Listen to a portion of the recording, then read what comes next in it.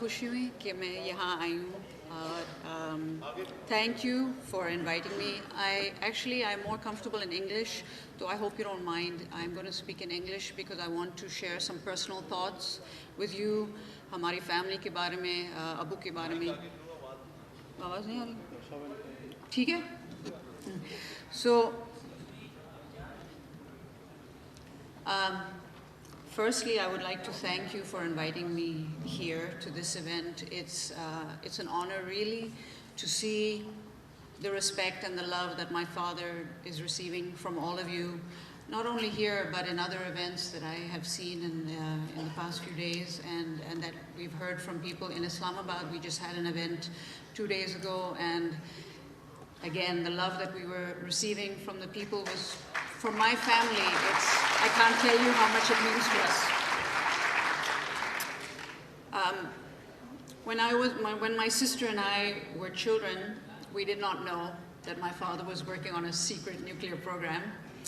And of course, we used to get upset because my father was always out of the house, always working. Har weekends pe raat ko bahut late aata tha. And so he was never at our school functions. He was never able to, accompany my mother to anything. And we used to get upset. And we used to tell my mother why. Why everybody else's father is coming to school plays, school functions, school sports days. Why is my father not coming? And my mother at that time said, your father has a very important job. And when I asked my father, why can't you come? He said, listen, one day you'll understand, but the work I'm doing is very important. I can't take the time right now.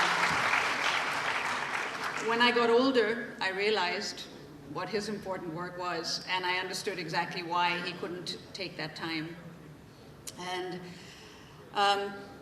then in 2004, unfortunately, when all of these events happened and when my father was put under house arrest, I was living in the UK at that time.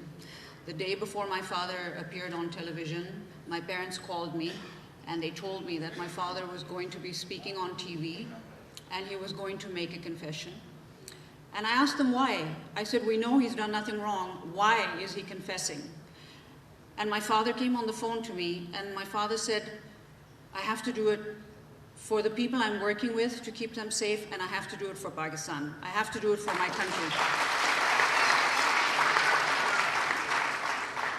And honestly, I cried because I knew what would happen. I knew the reputation he would get abroad, and it was very difficult. I was not allowed to see him for 1 year. They would not allow me to travel to Pakistan. They would not allow me to see him. After 1 year, when I came back to Pakistan, my father was a different person. He looked like he had become 10 years older. He was a shell. He was not the same person that I left behind. And I think we expected that he would be, the house arrest would last for a few months, and then they had promised him, you will be let go and we will acknowledge that you didn't do anything, but that didn't happen, unfortunately.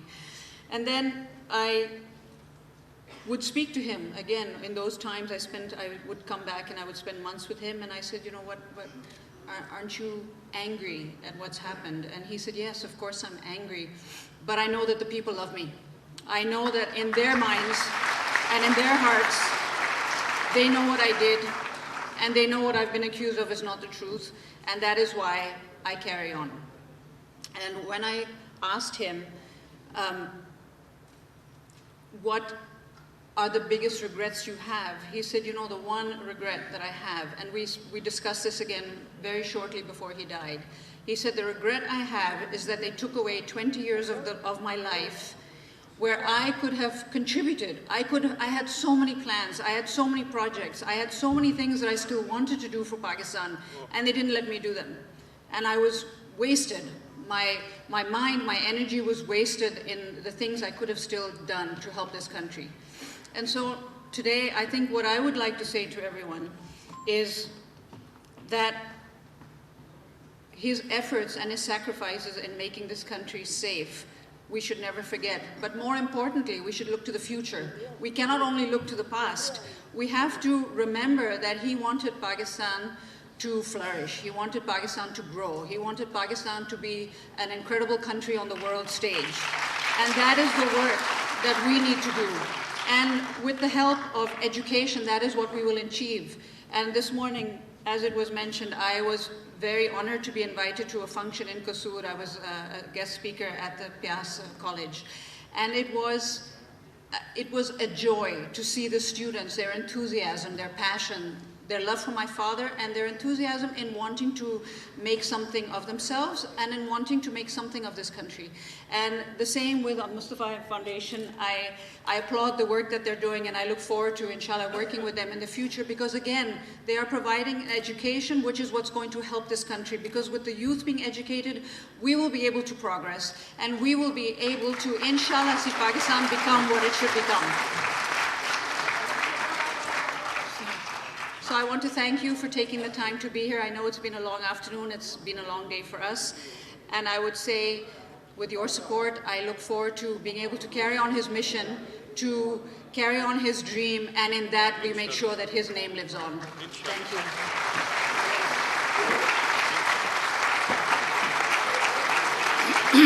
you.